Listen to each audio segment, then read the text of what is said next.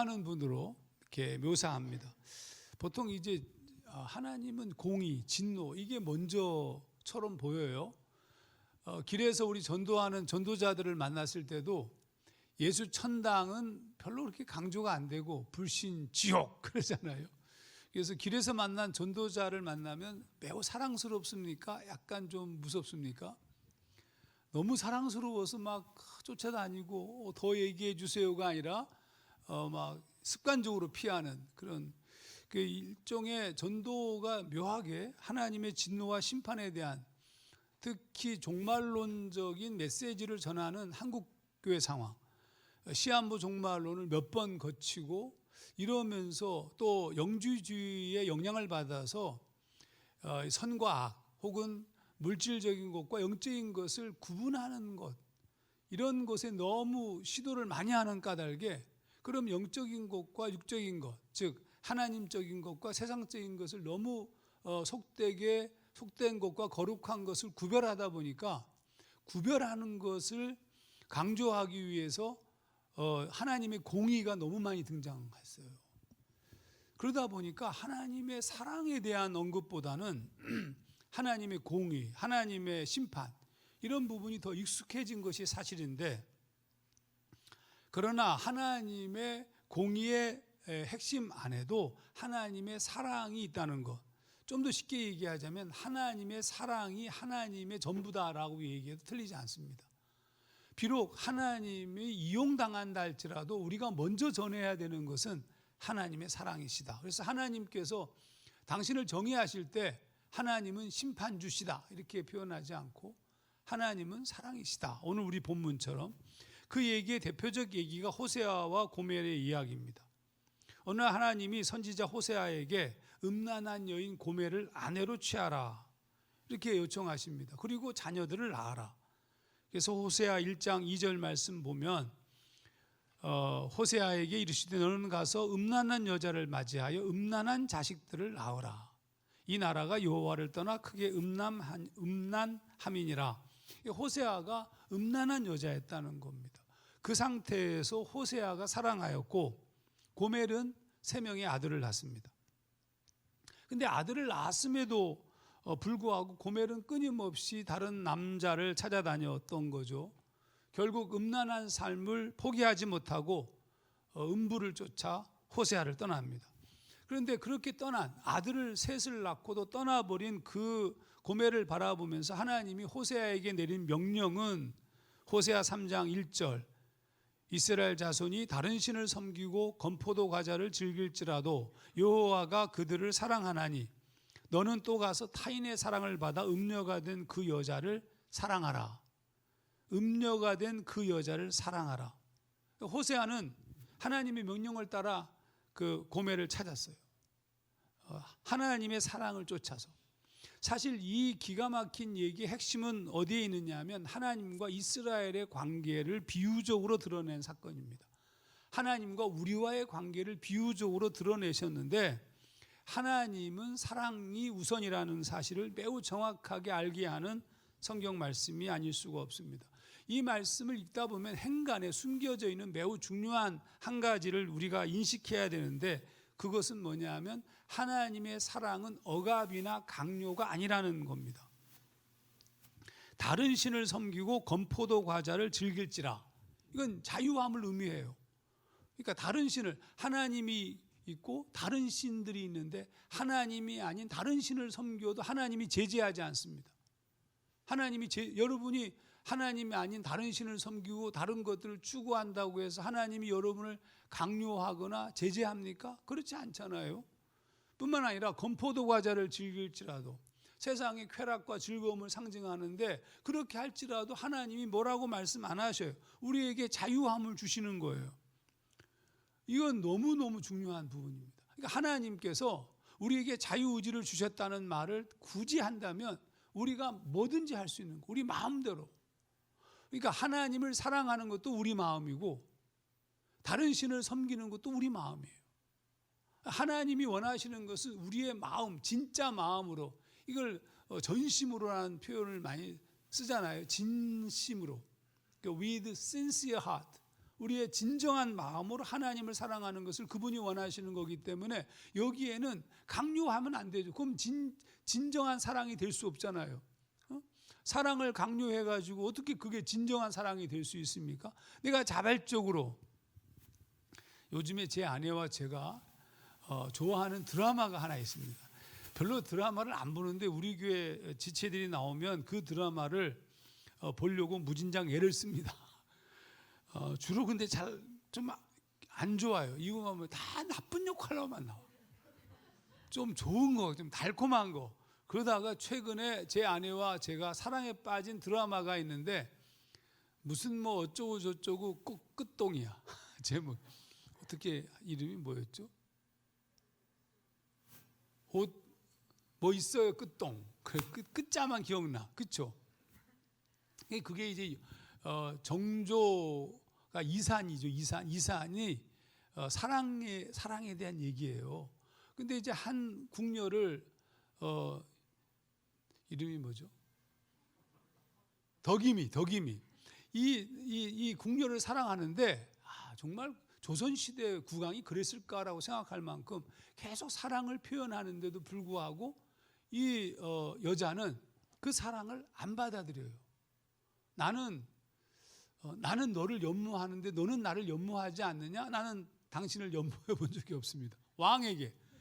그래서 이 여자 때문에 너무 마음이 막 무겁고 너무 힘들고 정사를 돌볼 수도 없고 막 이런 상황이 영화의 내용이에요.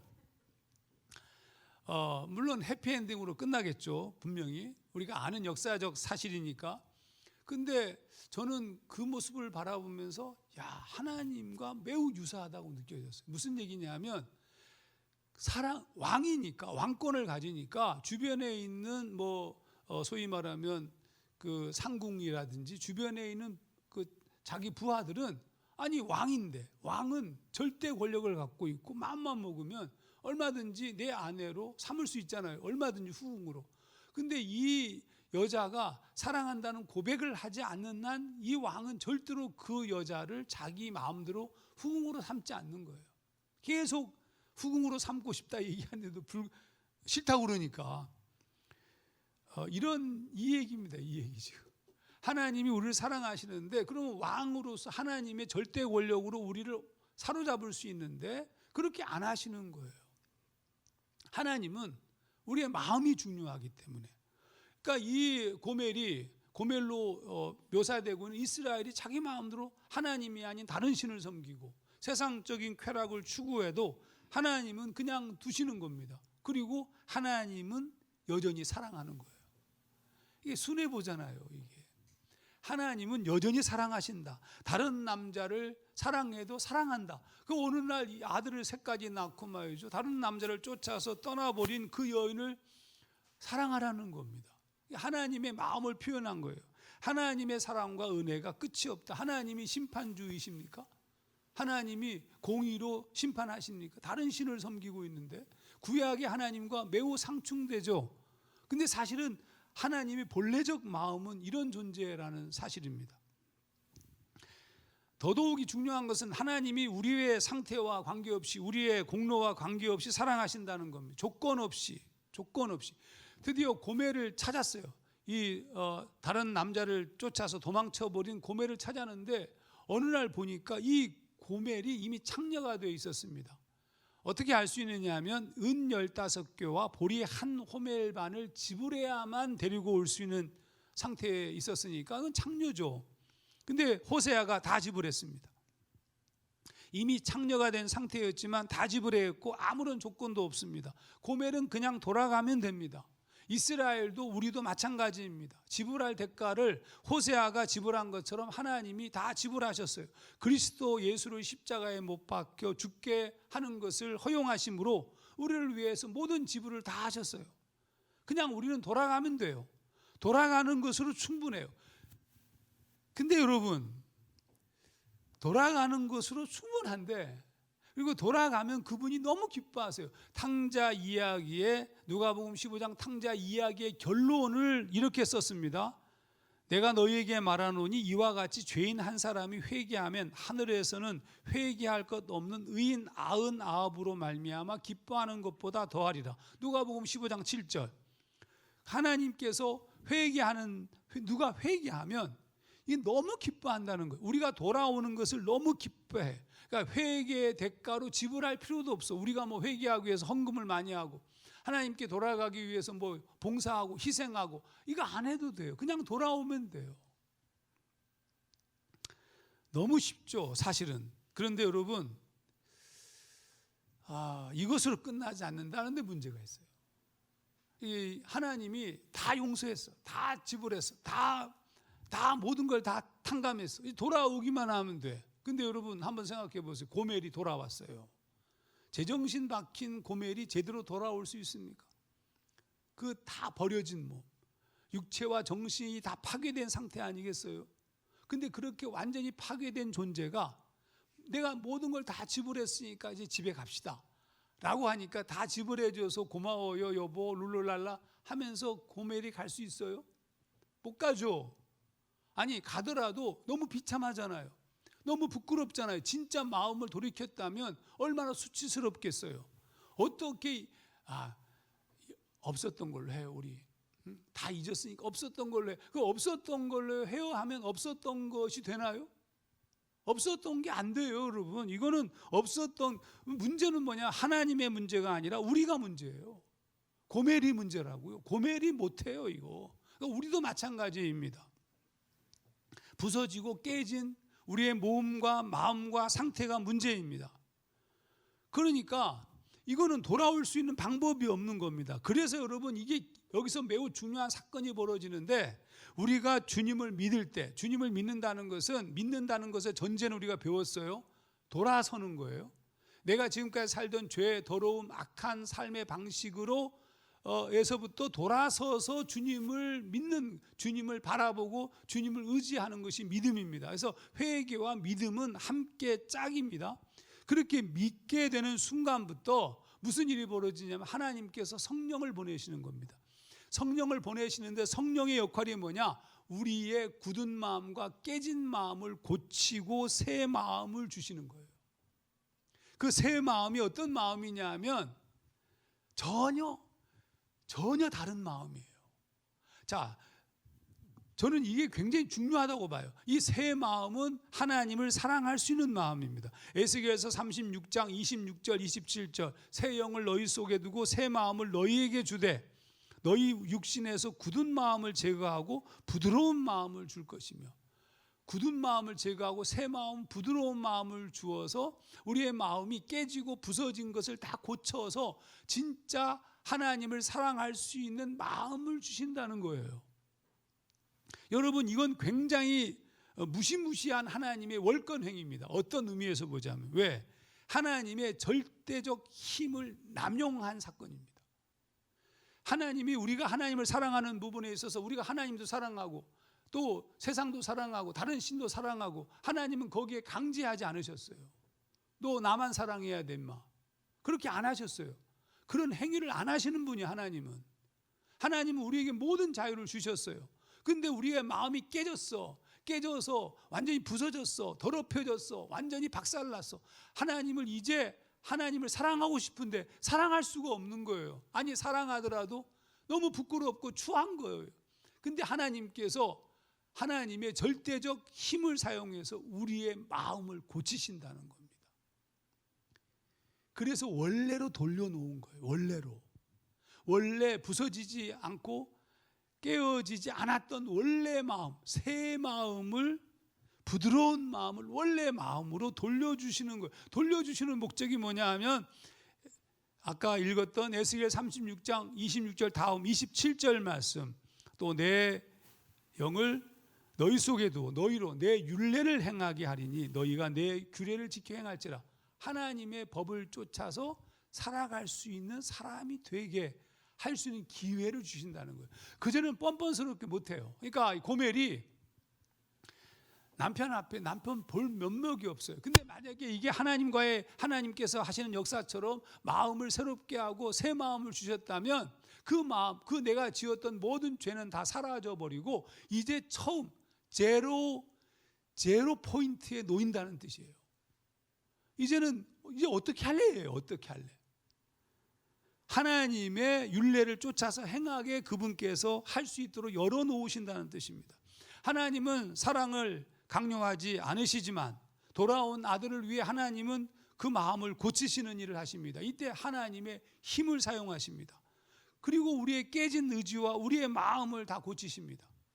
우리는 돌아가기만 하면 되는 거예요. 우리의 무너지고 수치스럽고 부끄럽고 깨진 모든 것을 고치셔서 새로운 피조물로 창조하시는 겁니다. 전혀 다른 삶을 살 수 있도록 제로 포인트에 우리를 놓으시는 거예요. 우리의 죄는 잊혀지고 기억되지도 않는 겁니다. 그래서 바울이 고린도후서 5장 17절에 누구든지 그리스도 안에 있으면 새로운 피조물이라 이전 것은 지나갔으니 보라 새 것이 되었도다. 새 것 아시죠? 신발도 새 것.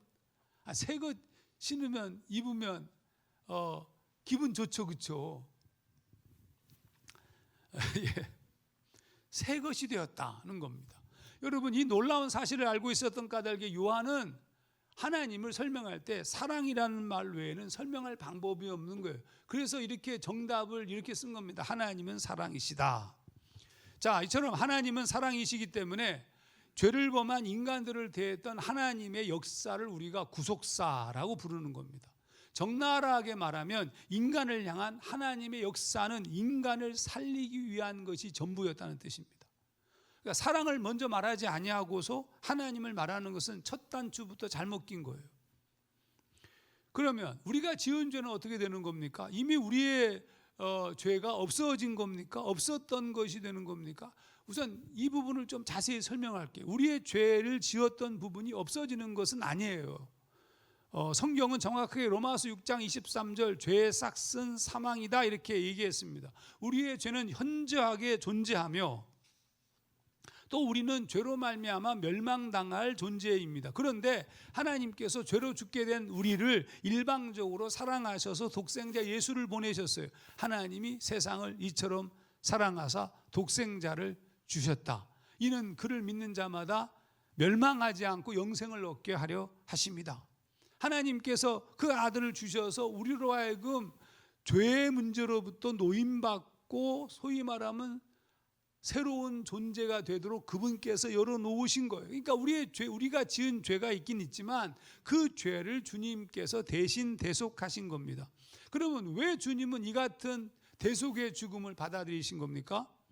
갈라디아서 1장 14절 그리스도께서 하나님 곧 우리 아버지의 뜻을 따라 이 악한 세대에서 우리를 건지시려고 우리 죄를 대속하기 위해 자기 몸을 주셨으니 아버지의 뜻을 따라.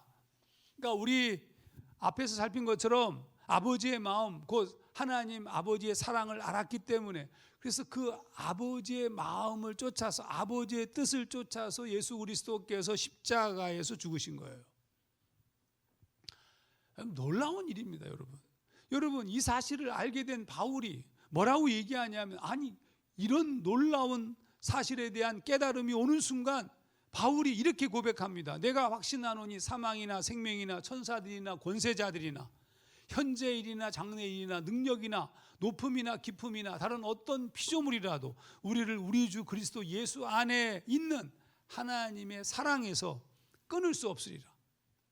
여러분, 도무지 불가능하다는 거예요. 하나님이 이와 같은 태도를 취하시고 하나님이 고멜과 호세아 사건에서 보여준 것처럼 하나님이 일방적으로 사랑하시고 그 마음을 고치시고 또 사랑할 수 있는 기회를 주시고 제로 포인트에 놓아주시는 그 사랑, 그리고 이 기가 막힌 사랑을 바라보면서 견딜 수가 없는 거예요. 이 사랑을 어떻게 우리가 벗어날 수가 있겠습니까? 그러니까 지금 바울이 이 장면을 보면서 너무 감동하고 있는 거예요. 하나님의 사랑에서 우리가 끊을 수가 없다. 끊어질 수가 없다. 이건 불가사의하죠. 그래서 사실은 이 기가 막힌 사랑 때문에 많은 사람들이 어떻게 생각했냐면 하나님의 사랑이라는 것 자체, 이 기가 막힌 사랑에 대해서 이해를 못해요. 전설처럼 받아들여요. 받아들이지 못해요. 무슨 꿍꿍이 속이 있을 것이다라고 생각해요. 육체적으로 모든 것을 판단합니다. 이건 우리가 이해할 수 없는 사랑의 깊이이기 때문입니다. 그래서 하나님을 모르는 거예요. 우리가 하나님을 아는 순간 모든 문제는 끝나요. 근데 몰라요. 하나님을 안다는 것은 이 기막힌 사랑을 안다는 것인데 하나님의 사랑을 모르는 거죠. 우리의 문제. 호세아 선지자가 답답한 거야. 이게 호세아 선지자가 하나님의 소위 배우가 되어서 퍼포먼스로 호세아 고멜 사건을 통하여서 하나님의 마음을 다 노출했잖아요. 근데 이스라엘 백성이 여전히 모르는 거예요. 여전히. 그래서 호세아가 너무 답답해서 뭐라고 얘기하냐면 내 백성이 지식이 없으므로 망하는도다 이렇게 썼어요. 하나님을 모르니까 망하는 거라는 거예요. 그래서 호세아 6장 3절에 호세아가 이렇게 강력하게 권면합니다. 우리가 여호와를 알자. 힘써 여호와를 알자. 우리가 이게 이제 NIV 성경은 press on to 이렇게 press on to acknowledge him. 그를 알기를 아주 강력하게 압박하자 이런 뜻이에요. 하나님을 사랑하는 것을 하나님을 아는 것을 우리가 그냥 대충 알아서는 안 된다는 겁니다. 왜? 하나님의 이 기가 막힌 사랑을 아는 순간 모든 것이 끝나는 거예요. 성경에 이 놀라운 사실을 안 사람들이 여럿 있지만 그 중에 한 사람이 바울입니다. 바울이 이 사실을 알았어요.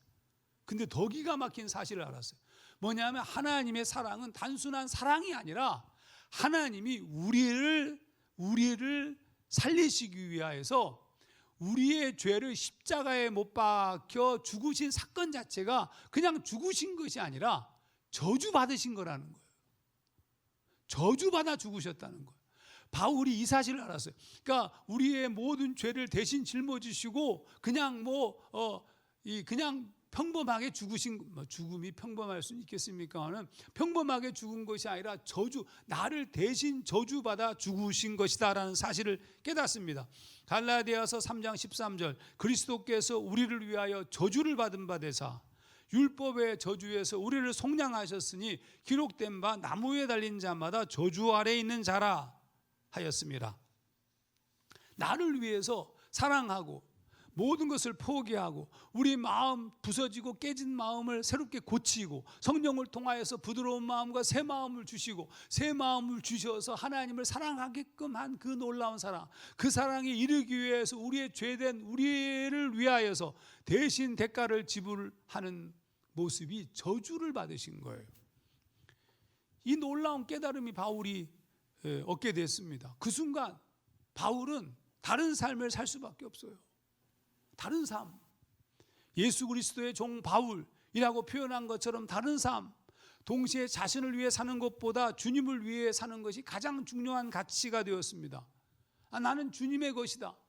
나는 이제 나를 위해서 사는 것 자체가 별로 의미가 없다. 이렇게 고백해요. 우리가 살아도 주를 위하여 살고 죽어도 주를 위하여 죽나니 그러므로 사나 죽으나 우리가 주의 것이로다. 로마서 14장 8절. 여러분, 이 모든 구속의 역사를 하나님이 주도하셨다는 사실을 안 겁니다. 그 순간 바울은 이 세상에서 담대하게 되었어요. 걱정이 안 돼. 하나님이 모든 것을 이끄신다는 사실을 알았습니다. 이건 뻔뻔한 것이 아니라 하나님의 사랑과 하나님의 은혜와 계획을 깨달은 겁니다. 우리 모든 사람을 위하여 당신의 아들까지 아낌없이 내어주신 하나님께서 그 아들과 함께 무엇이든지 다 주시지 않겠습니까? 로마서 8장 32절. 여러분, 우리가 만약에 지금 패배하고 있고 낙심하고 있고 절망하고 있고 그리고 무엇인지 모르는 무거운 짐에 눌려 있다면 여러분 한 가지를 놓쳤어요. 하나님을 모르시고 계신 거예요. 하나님이 날 사랑하신다 말은 하지만 진짜 그 하나님의 사랑을 알지 못한 거예요. 그리스도 예수가 다메섹 도상에서 바울을 만났을 때 바울이 무너졌습니다. 메시아 예수를 만났을 때 그가 질문했던 수없이 많은 질문이 그를 짓눌렀습니다. 그걸 알기 위해서 3년 동안 아라비아 묵상을 통하여서 그리스도 예수를 아는 것, 하나님을 아는 노력을 놓치지 않았습니다. 우리에게 필요한 것이 뭐냐면 여러분, 예수를 하나님을 더 열심히 알면 안 돼요? 열심히 말씀을 공부하면 안 돼요, 여러분? 힘써서 하나님을 예배하고 열심히 기도하고 이렇게 하면 안 돼요. 여러분 그렇게 바쁘세요? 우리가 이 중간고사 모의고사 시험 보듯이도 예수를 믿어보지 못해가지고 어느 짝에 쓸모 있는 믿음을 갖게 되겠어요? 여러분이 믿음의 깊이에 들어설 수가 있겠습니까? 이와 같은 신앙의 태도로 내 마음대로 고멜이 한 것처럼 다른 신도 섬기고 하나님도 섬기고 건포도도 즐기고 그렇게 해가지고 어떻게 우리가 하나님을 알아요? 어떻게 그분의 뜻을 깨달을 수 있어요? 알지 못하면 우리의 삶은 언제나 뻑뻑한 삶을 살 수밖에 없어요. 만약에 하나님께서 우리에게 새로운 마음을 주시고 알게 했다면 이제 그 제로 포인트에서 하나님의 계명을 쫓고 말씀을 쫓아서 전심으로 살아가야 되죠. 근데 우리가 그렇게 안 한단 말이에요. 여러분, 이 모든 것을 한 사도 요한이 하나님을 설명할 때 다시 반복해서 얘기지만 하나님은 사랑이시다 이렇게 말씀했습니다. 누가복음 15장에는 탕자 얘기가 그 놀라운 사건을 다시 잘 설명하고 있는데 잘 아시죠? 탕자가 아버지의 재산을 받아가지고 먼 나라에 가서 허랑방탕하게 다 썼습니다. 가뭄이 들어서 먹을 것이 없으니까 돼지가 먹는 쥐염 열매를 먹기도 모자라니까 아버지를 기억했어요. 여러분, 아버지를 기억하는 거 이거 축복입니다. 여러분, 이 세상 살아가다가 하나님이 기억나면 여러분 축복입니다. 죄를 범하고 더러움을 범하고 있다가 하나님이 기억나면 그건 축복입니다. 하나님을 기억한다는 것은 하나님의 심판을 기억하지 마세요. 하나님의 사랑을 기억하시라고요. 그가 기억한 것은 아버지였습니다. 그러니까 탕자가 가장 잘한 것이 뭐냐? 자기 아버지를 기억한 거예요. 우리에게도 동일합니다. 하나님을 기억하는 것이 생명입니다. 드디어 이 아버지에게로 돌아왔어요. 돌아왔는데 여러분, 아까 얘기한 것처럼 고멜이 뻔뻔스럽게 호세아에게 갈 수 없었을 것을 우리가 생각해 본 것처럼 이 아들도 아버지에게 뻔뻔스럽게 갈 수가 없었습니다. 성경은 그래서 아직 상거가 먼데 거리가 멀다는 표현을 썼습니다. 아들이 아버지 집에 가지 못하고 아버지 집에 보이는 먼 동구 밖 어느 골목길에 있었을 거라고 추측할 수 있습니다. 그런데 그걸 아버지가 발견한 거예요. 아직도 거리가 먼데 아버지가 그를 보고 아버지가 발견했어요. 뛰어가서 그를 끌어안고 입을 맞추고 옷을 입히고 가락지를 끼우고 신발을 신기고 살찐 송아지를 끌어다가 잡고 먹고 잔치를 베풀었습니다. 여러분, 이건 무슨 얘기냐면 아버지의 반응과 태도가 탕자의 부끄러움을 씻어준 행위예요. 아무것도 없었던 것처럼 대하잖아요. 너는 단 한순간도 내 아들이 아니었던 적이 없다 이렇게 말씀하고 있는 거잖아요.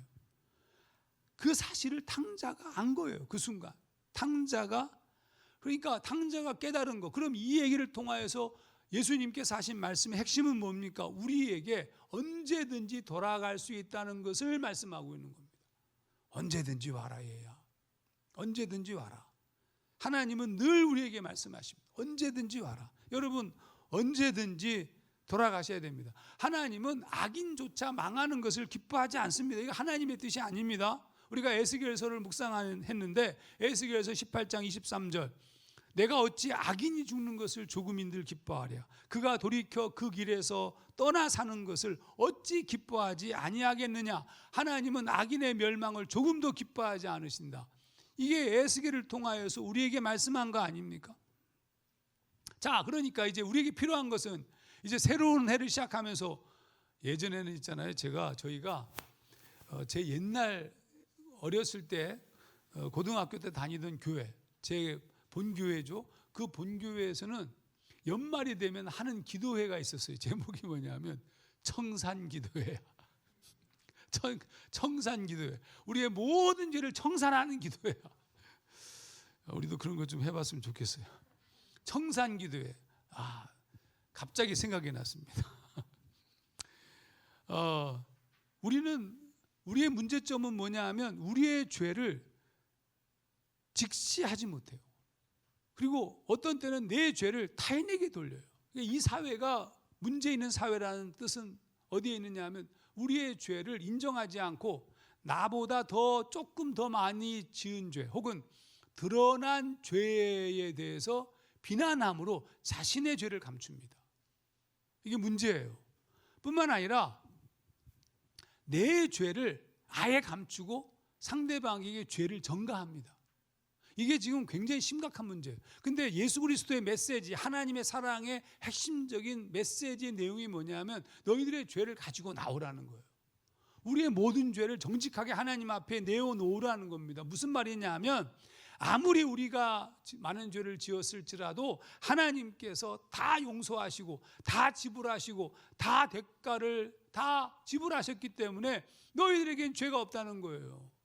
그리고 뿐만 아니라 우리의 모든 상처받고 깨진 모든 마음을 성령을 통하여서 치료하고 새로운 마음으로 새롭게 만들고 그래서 완전히 새로운 존재로 이끄시겠다는 거예요. 아니, 새로운 존재라고 선포하신 겁니다. 제주도 사투리로 얘기하면 신빙 이런 말 있나요? 없죠. 제주도에서 있어요. 새 것을 신빙이라고 합니다.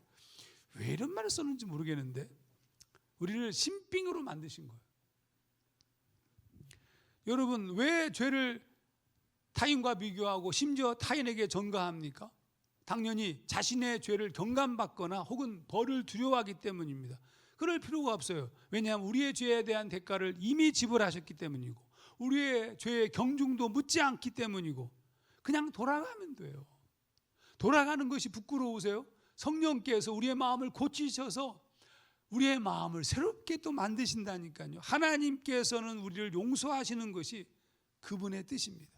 그러므로 하나님이 늘 하시는 말씀이 한 가지예요. 돌아오라. 돌아오라. 이사야서 55장 7절 악인은 그의 길을 불의한 자는 그의 생각을 버리고 여호와께로 돌아오라. 그리하면 그가 긍휼히 여기시리라. 우리 하나님께로 돌아오라. 그가 너그럽게 용서하시리라. 여러분 돌아오셔야 됩니다. 걱정하지 마십시오.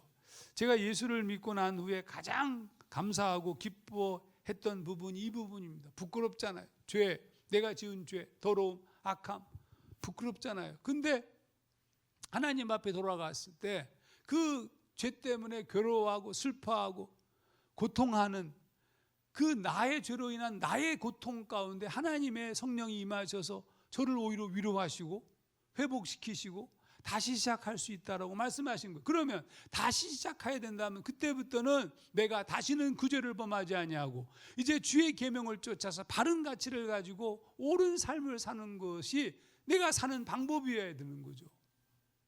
이제 그렇게 살면 돼요, 여러분. 근데 여러분, 중요한 사실을 이 말씀을 마무리하면서 얘기해야 될 것 같습니다.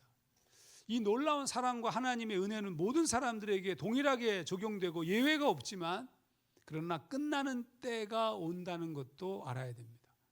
마지막 종말의 시간이 온다. 종말은 앞으로 100년 후, 1000년 후 언젠가가 아닙니다. 종말은 우리가 죽을 때 일단 옵니다. 무슨 얘기냐면 종말의 시간적 개념은 우리가 이제 죽잖아요. 육체적 죽음을 하면 이 죽는 순간 만약에 실제적 하나님의 이 파루시아가 앞으로 뭐 100년 후, 200년 후에 온다고 칩시다. 그럼 그때 동안 유보되는 것이 아니라 우리가 죽는 순간부터 100년, 200년, 300년이라는 시간은 죽음에 들어서는 순간 경점과 같이 변합니다.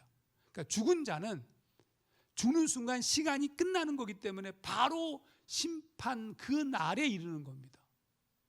우리가 살아있는 동안에는 하루, 이틀, 3일, 4일 이렇게 계산되어지만 우리가 죽는 순간은 바로 그때가 종말을 만나는 시간입니다. 그러니까 우리는 죽음이라는 마지막 순간에 오기 전에 우리의 문제를 해결해야 됩니다.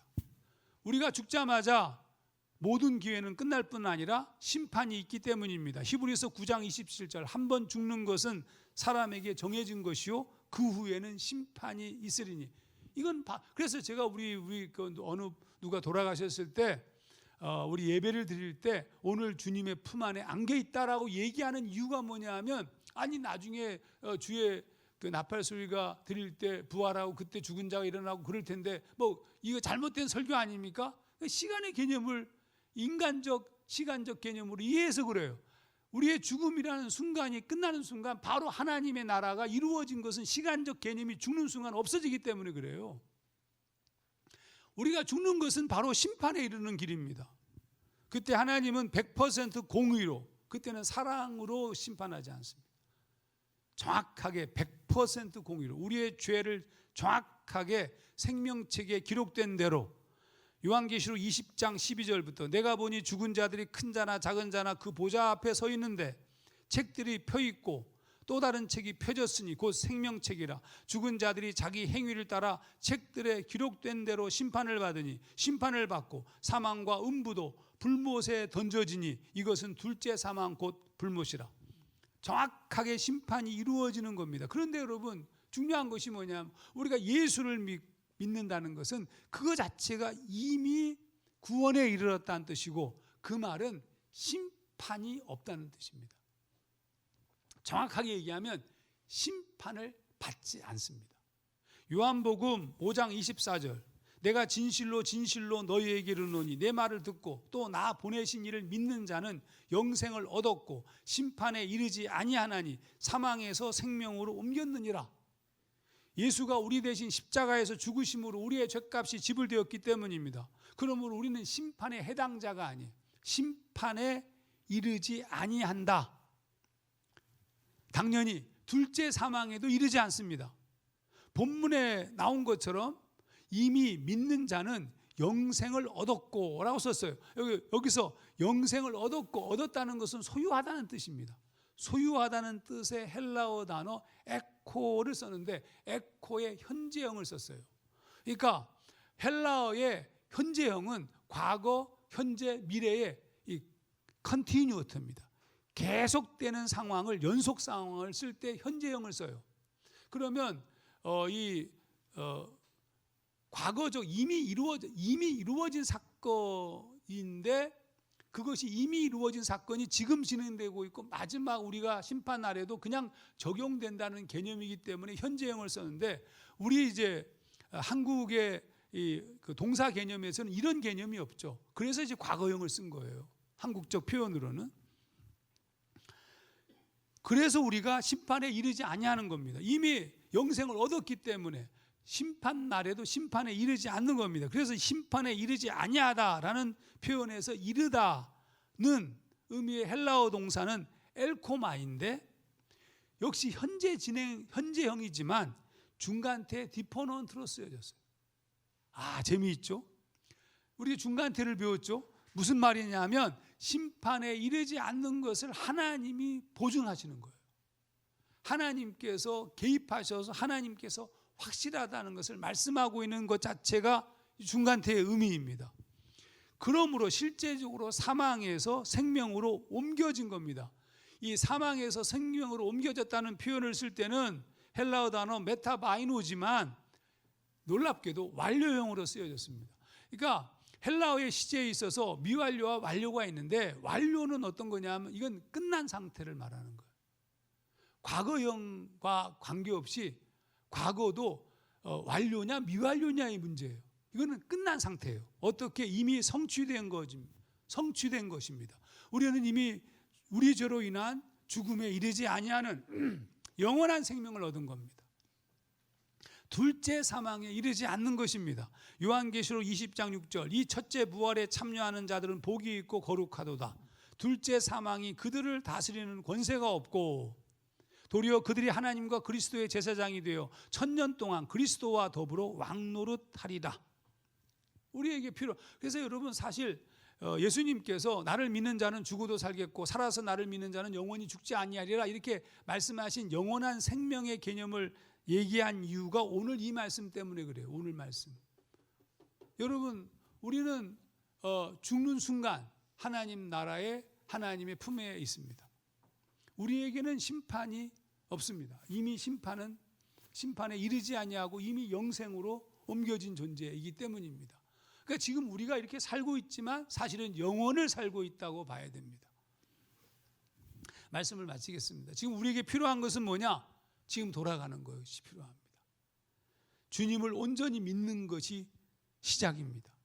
우리가 주님 앞에 회개하고 돌아와서 내 마음대로 살던 방향에서 하나님의 뜻을 쫓아서 살겠습니다라는 결정을 하는 것이 회개입니다.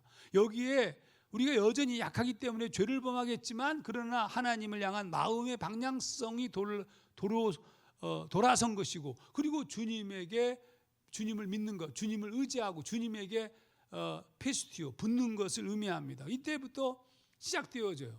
그때부터 성령이 우리 가운데 찾아오셔서 우리 마음을 고치시고 우리 마음을 굳은 마음을 제거하시고 새 마음을 주실 겁니다. 새 마음을 주시면 이제는 하나님의 말씀을 배우고 하나님을 알기를 더 추구해야 되는 겁니다. 하나님을 더 알기를 추구하고 그분의 연애 편지인 성경 말씀을 읽고 묵상하고 하나님을 더 깊이 알기를 하면 할수록 어느 날 우리는 어떤 단계에 이르게 되냐면 하나님의 이 기가 막힌 사랑을 깨닫게 될 것이고 그때 견딜 수 없는 하나님의 사랑에 빠지게 될 겁니다. 상상할 수 없는 행복과 자유를 경험하게 됩니다. 이게 그리스도인의 성숙입니다. 이제는 중요한 게 없어요. 이 엄청난 사랑을 모든 걸 다 깨달았기 때문에 바울이 얘기한 것처럼 이 세상의 모든 것들, 이 세상의 물질, 세속적 부요, 돈에 대한 갈망, 권력에 대한 욕망, 이 모든 것들은 다 2차적인 것이 되는 거예요. 이건 별로 중요하지가 않아요. 왜냐하면 이것을 넘어서는 가치를 가진 존재이기 때문에. 이 놀라운 존재가 하나님의 사람인 거. 원래 예수를 믿는 사건은 이렇게 벌어진 거예요. 이렇게. 그래서 이런 자들이 세상 속에 존재하기 때문에 세상이 아름다워진 겁니다. 근데 교회가 메시지를 왜곡한 거예요. 하나님을 조건적인 하나님을 만들고 우리가 무엇을 해야만 하나님이 복을 주시는 분으로 부흥사들 다 하늘나라 올라가면 주님 앞에 책망받고 회개해야 될 거예요. 그 메시지를 전한 사람. 하나님의 사랑을 조건적으로 바꿔놨어요. 하나님은 우리를 조건적으로 사랑하신 적이 없습니다. 하나님은 모든 것을 내어주셨고 하나님은 우리를 위하여서 독생자를 보내셔서 대신 저주를 받게 하셨고 우리를 살리기 위해서 모든 수단을 다 심지어 하나님 스스로 우리의 마음까지 교정하시는 사실은 이건 말도 안 되는 사건이죠. 하나님이 인간의 마음을 만지셨다는 거예요. 이 모든 사건 가운데서 우리를 향한 당신의 사랑을 확증하신 것입니다. 이제 우리에게 필요한 것은 무엇인지 이제 보이시죠? 이제 어떻게 살 것인가? 저는 이 주님을 알고 주님을 깨닫는 순간부터 더 알고 싶어졌어요.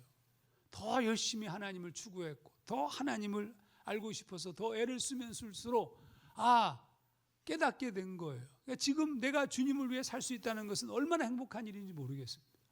여러분, 주님을 알고 믿고 산다는 것은 이건 지극한 행복입니다. 이 행복을 누린 자들이 이 세상에서 살아가야 되죠. 한국교회가 세상에 아무런 영향력도 주지 못하고 세상의 빛과 소금의 역할을 전혀 감당하지 못하는 이유는 하나님의 사랑을 모르기 때문이고 우리를 위해서 저주받아 죽으시기까지 사랑하신 그 사랑을 깨닫지 못하기 때문이고 하나님을 알지 못하기 때문이고 미성숙하기 때문이고 하나님의 은총 가운데 거하지 못하기 때문에 이 세상의 것들에 일희일비하고 그것 때문에 흔들리고 그렇게 아둥바둥되면서 예수를 믿지만 믿지 않는 것처럼 살아가는 이유입니다. 좀 전심으로 하나님을 더 열심히 알아가는 그래서 그 하나님의 놀라운 축복을 누리는 삶이 우리 모두 가운데 있어지기를 주의 이름으로 축원합니다.